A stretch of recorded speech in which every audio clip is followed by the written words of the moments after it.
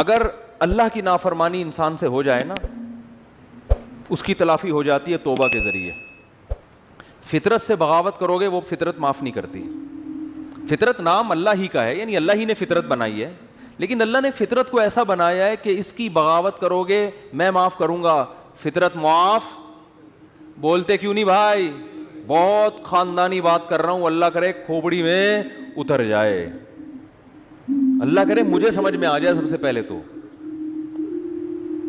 مثال کے طور پر اللہ نے آپ کو حکم دیا یہ نہیں کرو، کوئی بھی حکم دے دیا، رشوت نہیں لو. آپ نے اللہ سے بغاوت کی، رشوت لے لی. کسی مفتی عالم کے پاس جاؤ گے، بھائی مجھ سے گناہ ہو گیا میں کیا کروں، وہ اس کی تلافی کا طریقہ بتائے گا. یار جس سے لیے اس کو واپس کر دو، وہ نہیں مل رہا تو اس کی طرف سے صدقہ کر لو، خود غریب ہو تو خود رکھ لو، پھر توبہ کر لو آئندہ نہیں لوں گا. اللہ کی طرف سے گارنٹی ہے جو تم سے غلطی ہوئی تھی اللہ کیا کر دے گا؟ معاف. بشرطے کہ یہ نہ ہو کہ یہ نیت نہ ہو کہ چلو وہ والی تو لے لی تھی بہت اچھا ہو گیا، ٹھیک ہے نا بھائی، ندامت بھی ہو کہ میں نے غلط کیا، بد نظری ہو گئی، کچھ بھی ہو گیا، قتل بھی ہو گیا، اس کی بھی تلافی ہے اسلام میں. جان جان کر یہ سوچ کے قتل کرنا کہ میں توبہ کر لوں گا، یہ تو ٹھیک نہیں ہے. ایک مثال ہے، کسی سے ہو گیا بھی، توبہ کا دروازہ کھلا ہے، اس کا بھی حل ہے. لیکن فطرت سے جب بغاوت کرتا ہے نا انسان، یہ دینداروں کی بات کر رہا ہوں، ایک بڑا معاشرے میں فالٹ آ گیا ہے، وہ فطرت سے بغاوت پہ اتر آتے ہیں. فطرت اور نیچر سے جب لڑو گے نا تو اللہ نے نیچر کو ایسا بنایا ہے کہ نیچر معاف بولتے کیوں نہیں بھائی؟ نہیں کرتی، وہ نہیں معاف کرتی. مثال کے طور پر آپ نے حرام کھا لیا. کیا کھا لیا آپ نے؟ چوری، کسی کے مرغی رکھی ہوئی تھی یا مرغی گھوم رہی تھی، چوری کر کے بسم اللہ اللہ اوپر پڑھ کے ذبح کیا، آپ نے کھا لی. حرام کھا لیا نا آپ نے. مرغی کھانا کیا ہے؟ حرام ہے نا. چوری کی مرغی ویسے تو حلال ہے، حرام کھا لیا، اس کی تلافی ہو جائے گی، ٹھیک ہے نا. اللہ نہ کرے خنزیر کھا لیا کسی نے، اس کی تلافی ہو جائے گی. بھائی توبہ استغفار کرو، اب کھا لیا تو آئندہ نہ کھاؤ، گڑ گڑاؤ، جتنا بڑا گناہ ہوگا اتنا زیادہ گڑ گڑاؤ. لیکن آپ نے زہر پی لیا. یہ جو زہر آپ نے پیا ہے نا، اور پیا بھی جان کے نہیں ہے، آپ سمجھے کہ اس بوتل میں زمزم رکھا ہوا ہے، حالانکہ کیا رکھا ہوا تھا؟ زہر. پہلا گناہ جان کر کیا، توبہ سے تلافی ہوگی. دوسرا گناہ بھی نہیں ہے، کیا بھی بھولے سے، غلطی سے، لیکن وہ زہر ہے، اس کی تلافی نہیں ہوگی، کیونکہ اللہ کی نافرمانی نہیں ہے. یہ کس کی بغاوت ہو رہی ہے؟ فطرت کی. فطرت تو یہ بھی نہیں دیکھتی کہ تو جان کے غلط کر رہا ہے یا غلطی سے غلط کر رہا ہے. اب جب زہر آنتوں میں اترے گا، جتنی مرضی توبہ کر لو، اے اللہ آئندہ میں جب بھی بوتل کا ڈھکن کھولوں گا 100 دفعہ سونگوں گا، پہلے کسی کو ٹیسٹ کراؤں گا، اس کے بعد میں پیوں گا، اس دفعہ معاف کر دے، میری آنتیں نہ گلیں، اس دفعہ معاف کر دے، آئندہ نہیں کروں گا. لاکھوں میں کروڑوں میں کوئی ایک معجزہ ہو جائے تو ایک الگ بات ہے، لیکن اللہ کا قانون یہ ہے کہ بھائی معاف تو میں نے کر دیا، تو نے بے احتیاطی کی، لیکن جو زہر ہے نا وہ معاف نہیں کرے گا، وہ تیری آنتوں کو گلائے گا اور تو مرے گا. نہیں آ رہی میرا خیال ہے بات سمجھ میں؟ بہت مشکل ہے. دیندار آدمی پتہ ہے کیا کرتا ہے؟ جو فطرت نے اصول، قدرت اللہ نے اصول، فطرت بھی اللہ نے بنا، زہر میں اللہ نے خاصیت رکھی نا کہ آنتوں کو گلائے گا. آگ میں جلانے کی خاصیت کس نے رکھی ہے؟ اللہ نے. آپ کا پاؤں پھسل گیا، لوگ کہہ رہے ہیں یار یہاں احتیاط سے جاؤ، نیچے آگ جل رہی ہے، پاؤں پھسل سکتا ہے. آپ نے کہا بھائی میں بڑا فنٹر ہوں، کچھ نہیں ہوتا ہے یار، میں گیا اور پھسل کے آگ میں گر گئے. یہ گناہ کیا نا آپ نے کہ احتیاط. اب آگ میں جیسے ہی گرے آپ نے اللہ سے معافی مانگی، اللہ مجھے معاف کر دے، میں نے بے احتیاطی کی. بے احتیاطی بھی ایک جرم ہے. اللہ فوراً کیا کر دے گا؟ معاف، کہ بھائی میرا بندہ توبہ کر رہا ہے، معاف. اللہ مجھے معاف کر کے آگ سے نکال لے اب، کیونکہ میں غلطی سے گرا ہوں، تو معاف. اللہ کیا کہے گا؟ ونس اپون اے ٹائم، ایک دفعہ ایسا ہوا تھا، ابراہیم آگ میں گئے تھے، میں نے بچا لیا تھا. بس یہ ابراہیم کے ساتھ ایسا ہوا، اور ہو سکتا ہے 2-4 اور ایسے واقعات ہو گئے ہوں. قانون یہ ہے کہ آپ کا گناہ تو میں نے معاف کر دیا، مگر جس غلطی کی وجہ سے آپ آگ میں سلپ ہوئے ہو، آگ کو میں نے پرمیشن نہیں دی کہ وہ تجھے معاف کر دے. اس کا کام ہے جلانا، وہ جلا کے چھوڑے گی. بات آ رہی ہے سمجھ میں؟ آج ہمارے ہاں بہت سے مسلمان اللہ کی تو نافرمانی کر ہی رہے ہیں، لیکن ساتھ ساتھ فطرت سے بھی لڑ رہے ہیں. دیکھو انگریز کوشش کرتا ہے نیچر سے نہ لڑے. کیا مطلب؟ کامیابی کے جو دنیاوی اسباب ہے نا وہ اختیار کرتا ہے وہ. تبھی کامیابی جو دنیا کے لحاظ سے جس کو وہ کامیابی سمجھتے ہیں وہ کامیاب ہوتے چلے جا رہے ہیں. کیونکہ اللہ کا قانون ہے کہ بھئی کوئی کافر بھی اگر اسباب اختیار کرے گا نا, جس چیز کا جو سبب میں نے رکھا ہے. دیکھو اس کی ایک مثال دیتا ہوں. آپ بے احتیاطی کر رہے ہو, آپ بھی آگ میں گر گئے اور کافر بھی گر گیا بے احتیاطی سے, تو آگ یہ نہیں دیکھے گی کہ یہ چونکہ کلمہ پڑھنے والا ہے اس کو بچا لو, وہ کافر ہے اس کو کیا کر دو, جلا لو. یہ آگ یہ نہیں دیکھے گی. اسی طرح آپ مسلمان تھے, آپ نے بے احتیاطی کی اور کافر نے اس راستے کو اختیار نہیں کیا, تو اب آگ یہ نہیں دیکھے گی کہ وہ کافر ہے تو احتیاط کر رہا ہے پھر بھی جلاؤ اس کو. نہ نہ نہ نہ, بلکہ آگ اس کو اس تک نہیں پہنچے گی, آگ وہ بچ جائے گا. دنیا کی آگ کی بات کر رہا ہوں. تو دنیا میں اللہ تعالیٰ نے کامیابی اور ناکامی کو کس کے ساتھ جوڑ دیا ہے؟ اسباب کے ساتھ.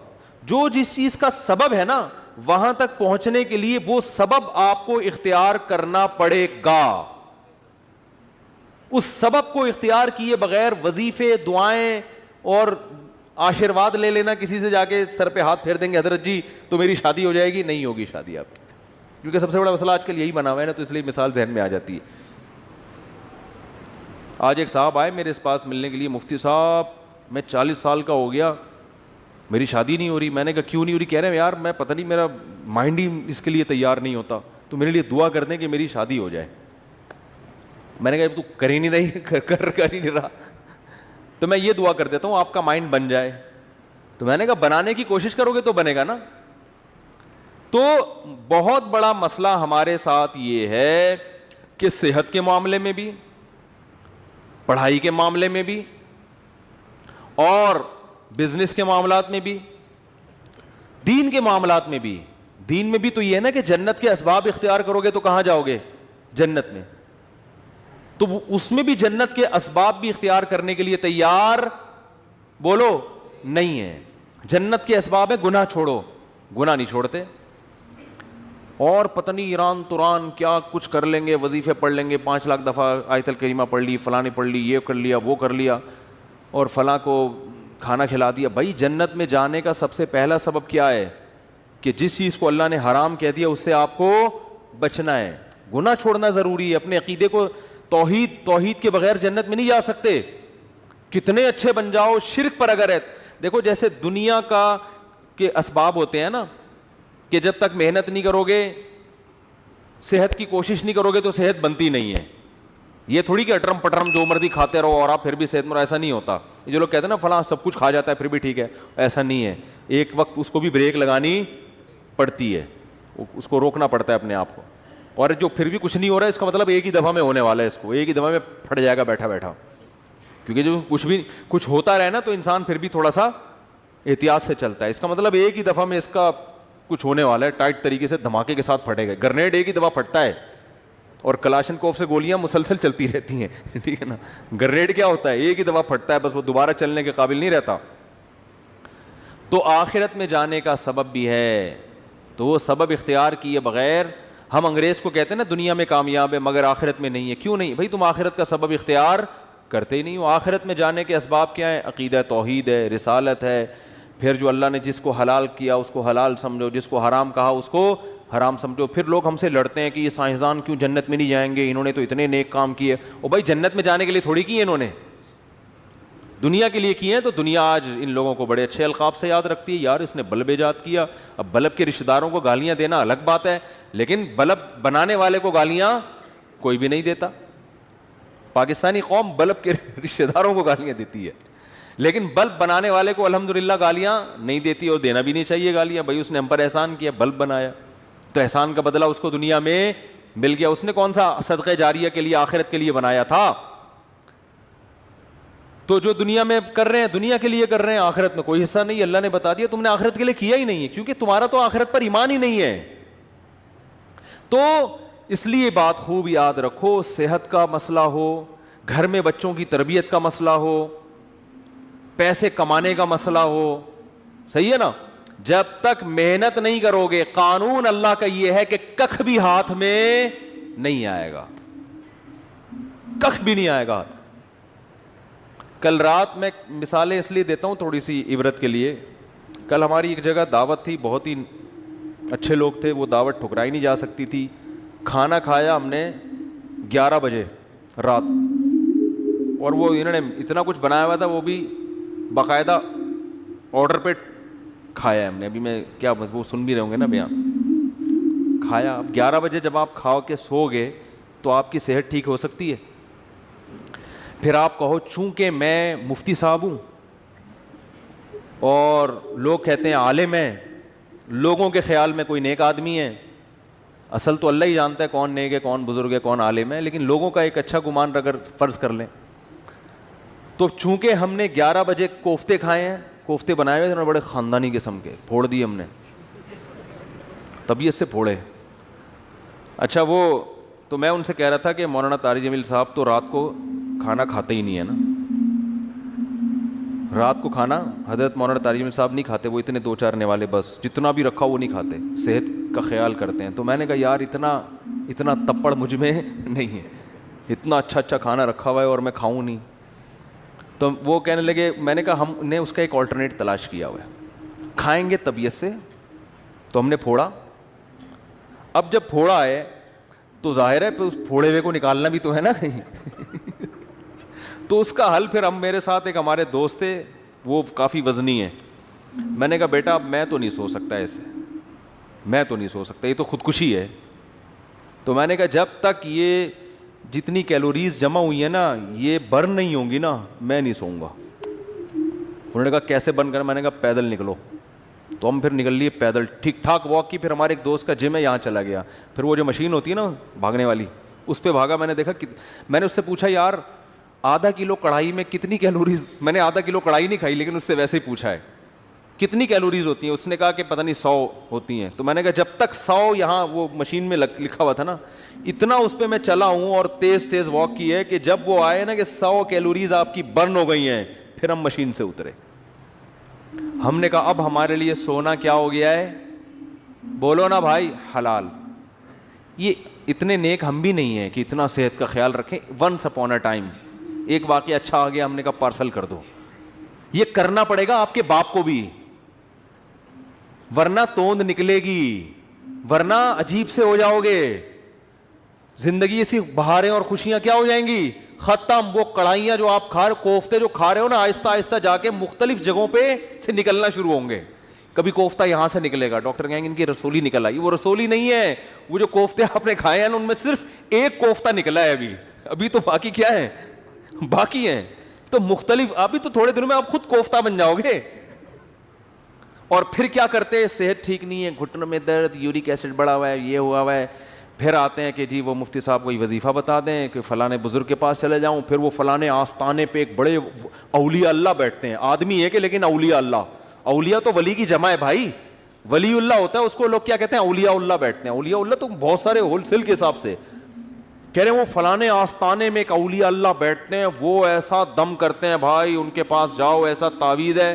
ابے تو کھا کیا رہا ہے, تو کمبخت, تو تعویذوں میں نہائے گا بھی نا کک بھی نہیں ہوگا. اللہ کا قانون ہے بھائی, قانون ہے کہ جتنا کھا رہے ہو نا اس کا وہ یوٹیلائز ہوگی تو صحیح رہے گی, نہیں ہو رہا تو پھٹ جاؤ گے دھماکے کے ساتھ. بچوں میں تو چلو گروتھ ہو رہی ہوتی ہے نا, اب 40 سال میں گروتھ تھوڑی ہوگی آپ کی, اب تو فیٹ بڑھے گا, اب تو پھوڑے نکلیں گے, وہ کوفتے نکلیں گے مختلف جگہوں سے, آپ کے کولیسٹرول بڑھے گا 10. پھر بھی اگر مر جائے آدمی تو پھر اللہ نے مار دیا. اونٹ پہ بیٹھے ہوئے آدمی کو بھی کتا کاٹ لیتا ہے جب انسان کی لکھی ہوئی ہوتی ہے, لیکن پھر اس بیماری پر گناہ نہیں ملتا بلکہ درجات بلند ہوتے. ہمارے نبی صلی اللہ علیہ وسلم بھی بیمار ہوا کرتے تھے, بخار آیا کرتا تھا, اور آپ فرماتے تھے بخار مومن کے حق میں اللہ کی رحمت, لیکن آپ کو یہ بخار معاذ اللہ بد پرہیزی سے نہیں آتا تھا. سمجھ میں آ رہی ہے بات؟ ایک بیماری اللہ کی طرف سے ہوتی ہے, وہ آپ کی کوتاہیوں کی وجہ سے نہیں ہوتی, وہ بیماری اللہ کی رحمت ہے, اس میں گناہ معاف ہوتے ہیں. آج جو میجورٹی بیمار ہو رہی ہے وہ اللہ کی خوشی سے نہیں ہو رہی, وہ اپنی حرکتوں سے ہو رہی ہے, اور اس میں امیدیں لگا کے بیٹھے میں بہت ثواب ملے گا, میرے گردے فیل ہو گئے ہیں, مجھے بہت زیادہ کیا ملے گا, ثواب ملے گا, میرے گردے فیل ہو گئے. میں نے ایک صاحب کو کہا, میں نے کہا اپنا بی پی چیک کرا لیا کرو, آپ کے مجھے دماغ کی سیٹنگ کیا لگ رہی ہے, آؤٹ لگ رہی ہے. کبھی کبھار نا میں نے کہا چیک کرا لیا کرو, کیونکہ مجھے نہیں لگ رہا کہ آپ کا بی پی نارمل ہے. کہ ابے چیک ویک کرانے سے کچھ نہیں ہوتا, مجھے خود بتا رہے تھے ابے بی پی چیک کرانے سے, جب یہ تو انہی کو ہوتا ہے جو چیک کراتے ہیں, الٹا ہوتا ہی انہی کو ہے جو بار بار کیا کرتے ہیں. میں نے کہا کتنے بلڈ پریشر کے مریض ہیں ہمارے معاشرے میں, یا تو نہ ہوتا نا یہ, پھر خام خواہ میں وہمی بن کے بلا وجہ جا رہے ہو.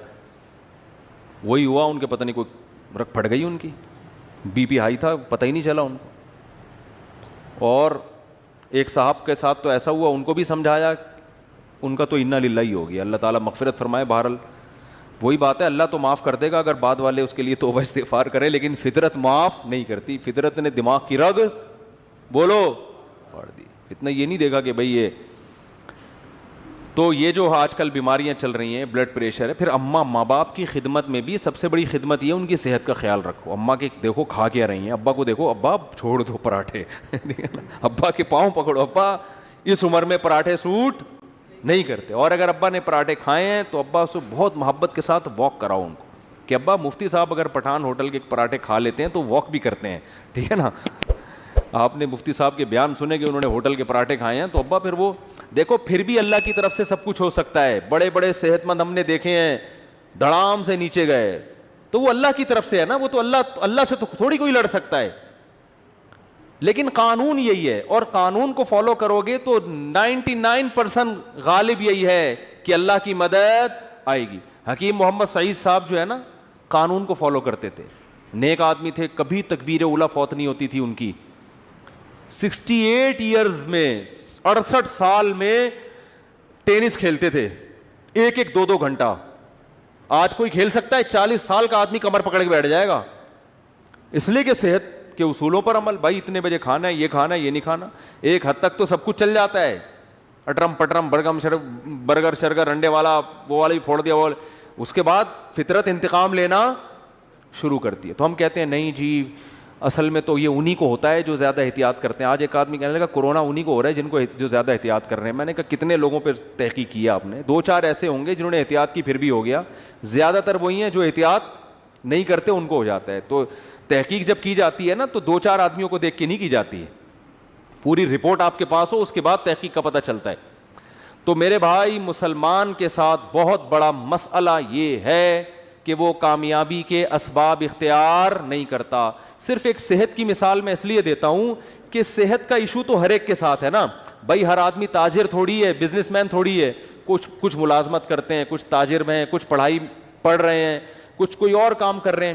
لیکن صحت تو ایک ایسی چیز ہے جس سے ہر ایک کو محبت ہوتی ہے نا. تو اسی صحت کے معاملے میں اپنے حالات دیکھ لو, اسی صحت کے معاملے میں اپنے حالات دیکھ لو کہ جس کو اپنی صحت کی فکر نہیں ہے وہ باقی کام کیا ٹھیک کرے گا. آپ کہہ سکتے ہو ہمیں صحت کی فکر اس لیے نہیں ہے کہ ہمیں کوئی صحت بنانے کا زیادہ شوق ہی نہیں ہے. یہ 100% غلط ہے. اگر یہ بات درست ہوتی تو آپ بیمار ہو کے اتنا پریشان نہ ہوتے. پھر آپ کو شوگر ہو جاتی, آپ خوش ہوتے یار ہمیں کون سا صحت کیا ہو گئی, کوئی مسئلہ نہیں. ابے ایسی ٹینشن میں آتے ہیں یار یہ کیا ہو گیا, کڈنی فیل ہو گیا, تو آپ کہتے ہیں کوئی مسئلہ نہیں, کڈنی ہے نا, فیل ہو گیا تو کیا ہوا, دوسرا لگوا لیں گے, ادھار لے لیں گے 70 بھائی سے کچھ دنوں کے لیے.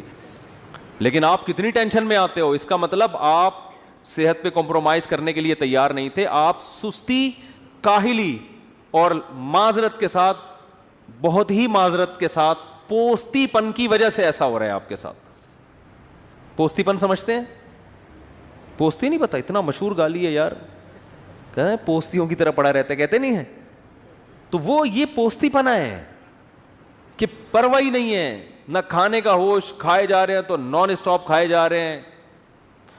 ایک بندہ آیا, میں ڈاکٹر کے پاس بیٹھا ہوا تھا, اتنا گول موٹا ماشاءاللہ, ڈاکٹر کے پاس آیا, کہہ رہا ڈاکٹر صاحب میرا پیٹ بھی بڑھ گیا, وزن بھی بڑھ گیا ہے, میں چاہتا ہوں یہ وزن کم ہو جائے, لیکن اللہ کا واسطہ مجھے واکنگ کا مشورہ نہ دینا. میں اسے جاگنگ کا کہنے والا تھا, وہ کہہ رہا تھا کہ اللہ کا واسطہ مجھ سے چلا نہیں جاتا, کوئی دوائیں کھلا دو میں ہلکا ہو جاؤں. ڈاکٹر نے اس کو بولا بھائی ایسا ممکن نہیں کہ لیٹے لیٹے سرنج سے جو ہے نا تمہاری چربی نکال کے تمہیں کم کر دیں. فٹ بال میں سے تو ہوا ایسے نکالی جا سکتی ہے, بندے میں سے ہوا نکالنا میرے بھائی آسان نہیں ہے. بندے کو اپنی ہوا خود ہی نکالنی پڑے گی, چلے بغیر یہ ممکن نہیں ہے. تو دیکھو ہارڈ ورکنگ, محنت, دماغی محنت بھی, جسمانی محنت بھی, جب تک اس سستی کو اپنے آپ سے دور نہیں کرو گے نہ اللہ کے ہاں کوئی مقام حاصل کر سکتے ہو اور نہ دنیا کے ہاں کوئی مقام حاصل کر سکتے ہو. اور اس میں یہ امیدیں, بے دین آدمی تو کہتا ہے چلو کہیں بھی مقام نہیں مل رہا کیا کریں, دیندار آدمی اس پہ دین کا لیبل لگا دیتا ہے. یہ ہے اصل چیز خطرناک جو میں بیان کرنا چاہتا ہوں. اگر کوئی اسباب اختیار کرتا ہے نا کامیابی کے, اس کو بیوقوف سمجھتے ہیں لوگ. علماء کے ساتھ دیکھ لو نا, علماء کے ساتھ گارڈ ہوتے ہیں, زیادہ تر علماء کے ساتھ جو مشہور ہیں نہیں ہوتے, ہوتے ہیں بولو نا. اور یاد رکھو یہ ذمہ داری جو خود عالم ہوتا ہے نا وہ اس سے بے پرواہ ہوتا ہے, وہ تو شہادت کی تمنا میں ہوتے ہیں. یہ ان کے ماتحتوں کا, مریدوں کا کام ہوتا ہے ان کو اس کی طرف توجہ دلانا کہ حضرت آپ کو ایسے چھوڑیں گے نہیں, گارڈ کے بغیر نہیں چھوڑیں گے ہم آپ کو. لیکن مسجدوں میں الٹا ہو رہا ہے, مرید الٹا کر رہے ہوتے ہیں. اگر ان کے پیر صاحب گارڈ اپنے خرچے میں بھی رکھ لینا تو مریدوں کو اعتراض ہو رہا تھا, یار پیر صاحب کو اللہ پہ توکل, بولو بھائی پیر صاحب کو تو اللہ پہ توکل ہی نہیں ہے. مفتی نظام الدین شہید ہو گئے, وہ تو گارڈ کی موجودگی میں شہید ہوئے. اس کا مطلب ہے کہ گارڈ ان کے ساتھ تھے مگر جتنی سیکیورٹی ہونی چاہیے تھی اتنی. دیکھو باطل لوگوں میں قتل بہت کم ہوتے ہیں لوگ, اہل باطل کے یہاں, اس لیے کہ وہ اللہ پہ توکل تو ہے ہی نہیں نا ان کے یہاں تو سب کچھ اسباب. آپ کو پتا ہے یہ جو ڈونلڈ ٹرمپ کی سیکیورٹی, کبھی یوٹیوب پہ سرچ کریں آپ حیران ہو جائیں گے. یہ سیکیورٹی اگر کوئی مسلمان سربراہ رکھ لے تو لوگ اس کو کیا تانا دیں گے, اللہ پہ توکل نہیں ہے. حالانکہ یہ تانا یہاں بنتا ہے ہی نہیں. ہمارے شیخ نے گارڈ رکھے, حضرت مفتی رشید احمد صاحب نے, تو لوگوں نے کہا ایک طرف اتنے اللہ والے, اللہ کی محبت میں ہر وقت آنسو نکلتے رہتے ہیں, روتے رہتے ہیں اور اپنی حفاظت کے لیے. حضرت کے تو گارڈ ایسے خاندانی گارڈ تھے, وہ تو کسی کو معاف کر, وہ تو حضرت کے تو یعنی وہ تو گارڈ کا اس سے بھی تعلق ہے نا کہ آپ کو خطرہ کتنا ہے. تو حضرت کو تو بہت زیادہ خطرہ تھا. تو حضرت ہی کے بہت سے مریدین نے کہنا شروع کیا, ان کا تو اللہ پہ توکل نہیں ہے, اتنے بڑے بزرگ بنے. ہر ایک کی تلاشی ہوتی تھی, جو بھی آتا تھا نا, چاہے کوئی بزرگ آئے نیک آئے, گارڈ سب کو اچھی طرح کنگال کے اندر بھیجتے, اب آپ جا سکتے. تو بہت سے لوگ بگڑ بھی جاتے تھے, ابے کہ ہم بم لے کر آ رہے ہیں. بعض کہتے تھے اب کیا ہم شکل سے چور لگ رہے ہیں, کیا ہم بم رکھنے آئے ہیں یہاں پہ. تو حضرت کی طرف سے ہدایت تھی, کسی کو معاف کرنے کی اجازت نہیں ہے, سب کی تلاشی. تو بہت سے دینداروں نے اعتراض کیے, ان کو پہ توکل نہیں ہے. اللہ کی قدرت, ایک حملہ ہو گیا مدرسے پر. یہ بات ہے 94-95 کی. ہم بھی مدرسے میں نیچے سو رہے تھے, کچھ دہشت گرد مدرسے میں گھسے. گارڈ نے بہادری کی ہے, وہ مورچے سے اتر کے اس نے چھلانگ لگائی, ریپیٹر سے پورا برس فائر کیا, پورا برس اس کے پیٹ میں, وہ تو وہیں شہید ہو گیا. لیکن اس کی بہادری سے فائدہ یہ ہوا کہ وہ جتنے دہشت گرد تھے وہ مدرسے کے اندر داخل نہیں ہو سکے. ورنہ آج میں یہاں ممبر پہ بیٹھ کے بیان نہیں کر رہا ہوتا, کیونکہ ان کا تو ہدف تھا گولیاں ہمارے اوپر سے گئی. ہم لیٹے ہوئے تھے, ہمارے اوپر سے گولیاں جا رہی تھیں, مسجد میں سو رہے تھے. تو جو دہشت گردوں نے کارروائی کی نا, ان کی گولیاں ہمارے اوپر سے گئی ہیں.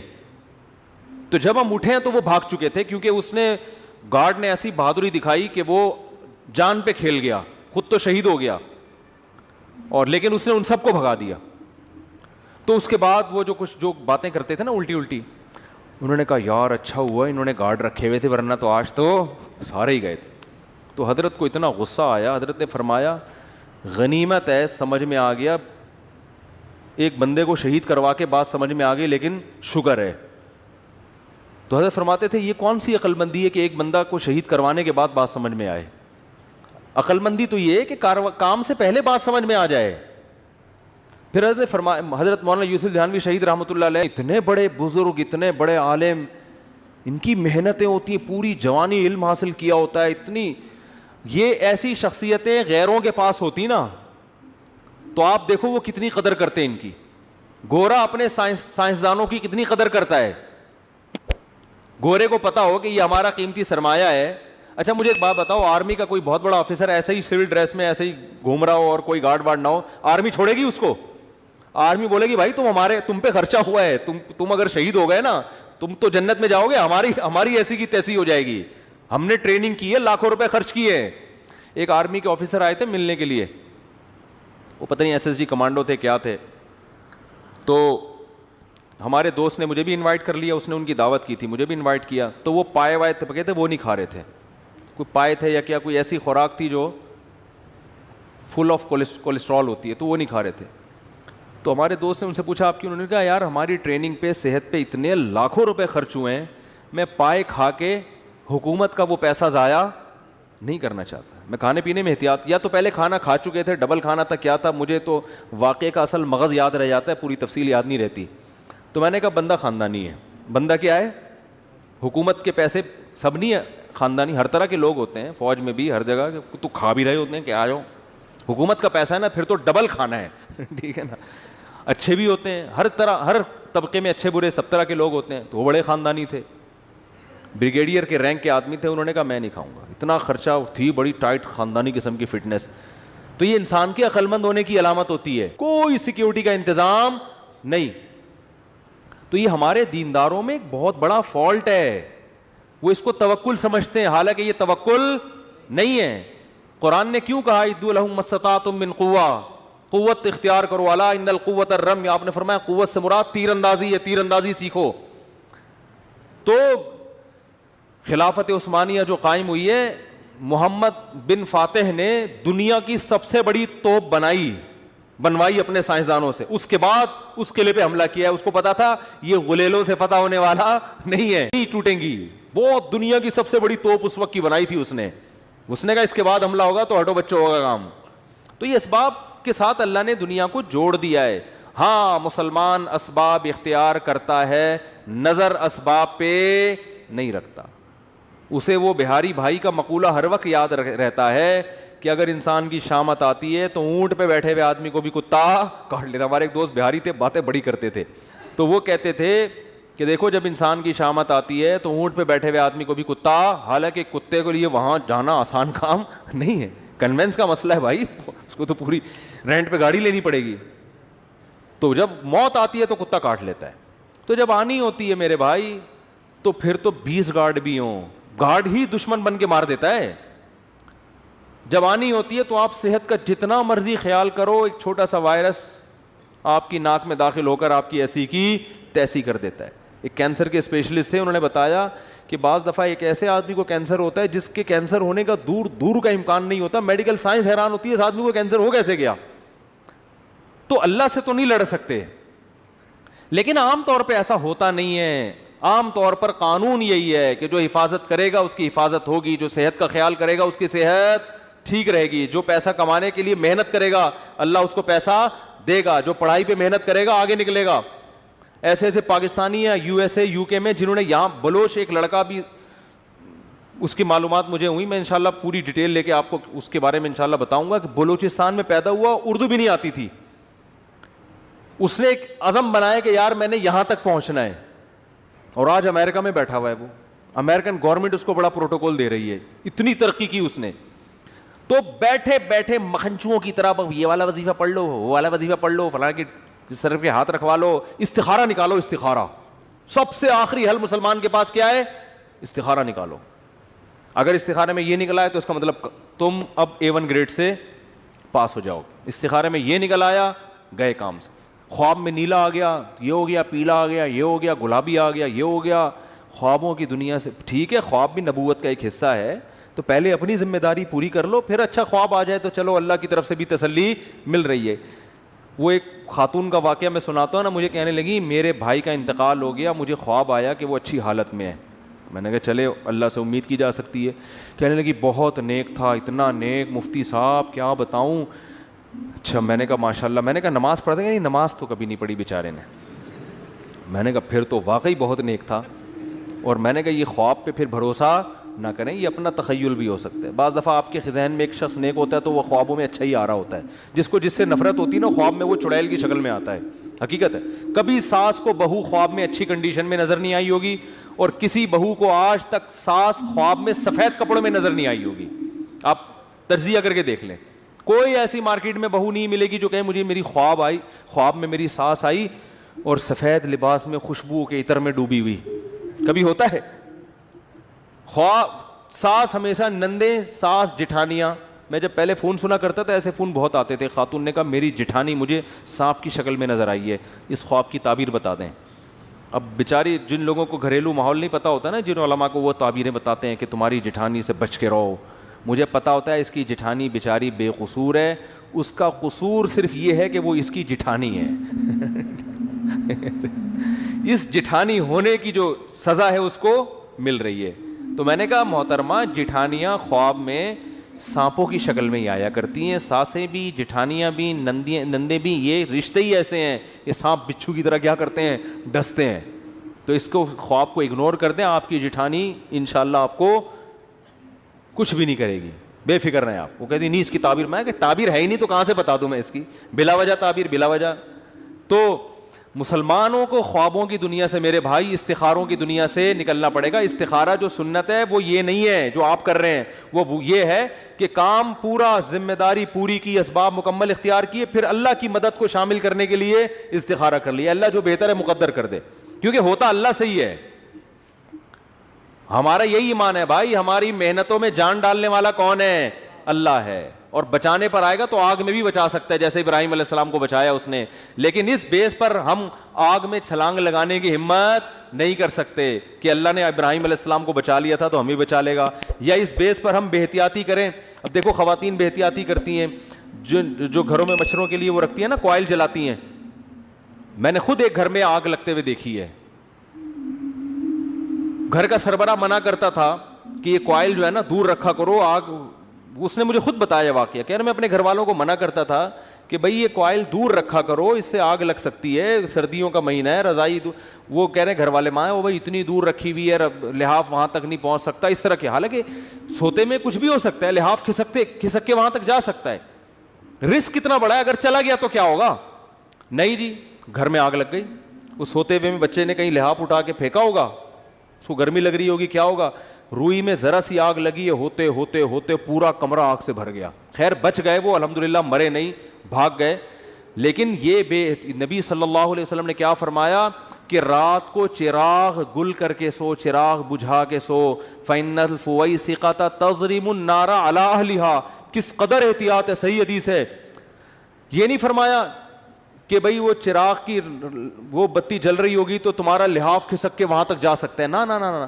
فرمایا اس بات کا امکان ہے کوئی چوہا نکلے رات کو اور وہ چراغ کو کیا کر دے، گرا دے، اور اس سے آئل پھیل جائے گا نا، اس میں آگ پھیل جائے گی. اس چوہے کا امکان کتنے فیصد ہوتا ہے گھر میں؟ 1% بھی امکان نہیں ہوتا، 0.001% ہوتا ہے. لیکن آپ صلی اللہ علیہ وسلم نے آگ سے بچنے کے لیے حکم دیا کہ رات کو آگ جلنے نہ دو، کیونکہ آپ سو رہے ہو، غفلت میں ہو، کچھ بھی ہو سکتا ہے بتائے بغیر. ارے بھائی کون آئے گا، گھر میں تالا ہے، کون بندہ آ کے آگ لگائے گا؟ فرمایا چوہا تو آ سکتا ہے نا، کسی کھڑکی سے کہیں سے بھی چوہا آیا وہ بجھا دے گا، وہ گرا دے گا آگ کو. کتنے لوگ جنریٹر اسٹارٹ کرتے ہوئے مر چکے ہیں، دیکھا نہیں آپ نے؟ کتنے لوگ گیس کی وجہ سے مر چکے ہیں. کوئٹہ میں کیا ہوتا ہے، چاروں طرف سے کمرہ بند کیا، اب تو دوسرے چولہے آ گئے ہیں، تو وہ گیس کھلی رہ گئی اور صبح سب کا انا للہ، سارے مرے پڑے ہیں. بھائی آپ کو پتا ہے جب گیس کی لوڈ شیڈنگ ہو سکتی ہے تو عین ممکن ہے رات کو لوڈ شیڈنگ ہو اور چولہے میں گیس آنا بند ہو جائے اور چولہا بند ہو جائے. پھر جیسے ہی گیس آئے گی تو وہ خالی گیس نکلنا شروع ہوگی کہ نہیں ہوگی؟ لیکن یہ تسلی کر کے بیٹھے ہوئے ہیں کہ چونکہ ایک ہفتے سے رات کو گیس گئی نہیں ہے لہذا آج بھی گیس، اور تسلی سے سو جاتے ہیں. تو وہ تو ممکن ہے، پھر تو موت کا امکان ہے. تو نہ زندگی موت سے بچنے کی احتیاطوں پر عمل ہو رہا ہے، نہ صحت کی احتیاطوں پر عمل ہو رہا ہے، نہ پڑھائی میں کوئی دلچسپی لی جا رہی ہے کامیابی کے لیے. مکھنچو ترین یعنی جو شخص ہوگا نا وہ دینداری کا لیبل لگا کے گھوم رہا ہوگا.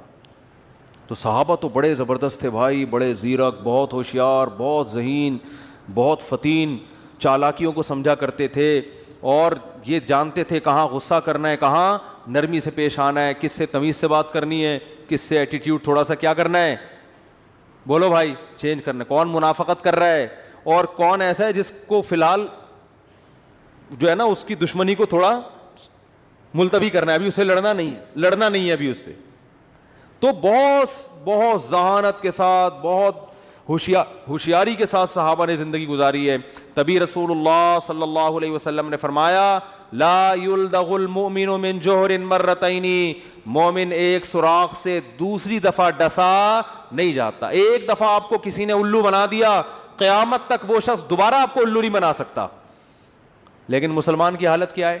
جس نے ایک دفعہ الو بنایا آپ اس کو سرٹیفکیٹ پکڑا دیتے ہو, آئندہ جب بھی میری آپ سے ملاقات ہوگی آپ نے مجھے الو بنانا ہے. دیکھو سیاستدانوں میں انہی کو بار بار ووٹ دیتے ہیں جو آپ کا دیوالیہ نکال چکے ہیں, لیکن کہتے ہیں یار ایک اور دفعہ ٹرائی کرنے میں, بولو بھائی کیا حرج ہے؟ ہوتا ہے کہ نہیں ہوتا؟ بار بار جو الو بنا رہا ہے, جس سوراخ سے بار بار ڈسے جا رہے ہیں اسی سوراخ میں دوبارہ گھسیں گے. کتنے علماء شہید ہو گئے نا, گارڈ نہ ہونے کی وجہ سے یا سیکیورٹی کا مضبوط نظام نہ ہونے کی وجہ سے. لیکن شہادت کی خبر آتی ہے, اوہو افسوس ہوا, بہت افسوس ہوا, ایک بہت بڑے عالم, ایک چراغ بجھ گیا, تو چلو یار اگلوں کی احتیاط کر لو. نہیں جی, موت تو ایک دن آنی ہے, لکھی بھی ہے, اپنے ٹائم پہ آنی ہے, آ گئی چلے گئے دنیا سے. اللہ تعالیٰ مرحوم کی مغفرت فرمائے اور ہم سب کی حفاظت فرمائے. بس اس کے بعد اگلے دن خبر آ جاتی ہے کراچی میں تو کیا ہوا ہے. تو بھائی اب کچھ تو کرو نا. کچھ لوگ ہیں جن کو خیال ہوتا ہے, لیکن میجورٹی کیا ہے؟ بالکل مجذوب. مجذوبیت کی جو انتہا ہے نا, دیوانگی کی انتہا, وہاں تک پہنچے ہوئے ہم. تو بچوں کی نگرانی نہیں ہو رہی. بچے کہاں بیٹھ رہا ہے, آپ کا بیٹا کہاں جا رہا ہے, اسکول میں کیا کر رہا ہے, کون اس کا کلاس فیلو ہے. ایسا تو نہیں بچوں میں بچے کا کوئی کلاس فیلو اس کو موبائل میں فحش فلمیں دکھا رہا ہو, کوئی ہوش نہیں ہے. آپ اسکول میں پوچھو اپنے ٹیچروں سے جا کے, اسکول کے پرنسپل سے جا کے, بھائی موبائل الاؤ ہے؟ اگر الاؤ ہے تو اس کی کیا نگرانی ہوتی ہے؟ کوئی پوچھنے والا نہیں ہے. جب بچہ بگڑتا ہے ماں باپ پریشان ہوتے ہیں, یار ہم تو اتنی دعائیں کر رہے ہیں, راتوں میں اٹھ کے چیخ چیخ کے رو رہے ہیں, اللہ میرے بچے کو نیک بنا دے, بن نہیں رہا, دعائیں تو قبول ہوتی نہیں ہیں. بھائی آپ نے کبھی صبح ناشتے میں یہ کیا کہ آج میں نے رو رو کے دعائیں کری ہیں, اللہ میرا کھانا کھائے بغیر ویسے ہی پیٹ بھر دے؟ پیٹ تو بھر ہی نہیں رہا, دعائیں تو قبول ہی نہیں ہو رہی. اللہ کہے گا کس نے منع کیا ہے؟ بھائی روٹی آٹا ڈال, گوند کھا, کس نے پابندی لگائی ہے؟ تیرا پیٹ میں بھروں گا. تو بھائی بچے کی تربیت کا انتظام تو کر لو, پھر دعائیں بھی قبول ہوں گی, دعاؤں کی برکت سے اور پروازوں پر جائے گا انشاءاللہ. کچھ تھوڑی بہت کوتاہی رہ گئی ہوگی, اللہ اس کی تلافی کر دے گا. تو کوئی فکر ہی نہیں ہے اسکول میں کیا کر رہا ہے, کن کے ساتھ اٹھ رہا بیٹھ رہا ہے. ماں سے بچہ بدتمیزی کرتا ہے نا, باپ اس کو تنبیہ نہیں کرتا. بچہ باپ سے بدتمیزی کرتا ہے تو ماں اس کو تنبیہ نہیں کرتی, اس کو نہیں, بلکہ باپ اگر ڈانٹے گا تو ماں رکاوٹ بنے گی, کیوں ڈانٹ رہے ہو اس کو. اس کا مطلب آپ اپنے بچوں کو بڑوں کا ادب نہیں سکھا رہے, تو وہ جیسے باپ سے بدتمیزی کرے گا کل ماں سے بھی کرے گا. آج ماں سے بدتمیزی کر رہا ہے, کل باپ سے بھی. چھوٹا بھائی اگر بڑے بھائی سے بدتمیزی کر رہا ہے, اس کا مطلب کل وہ باپ سے بھی بدتمیزی کرے گا. تو آپ تو بدتمیزی سکھا رہے ہو اس کو. تو اس لیے میرے بھائی مسلمان کو اپنی کھوپڑی کیا کرنی ہے؟ بیدار مغزی کے ساتھ آپ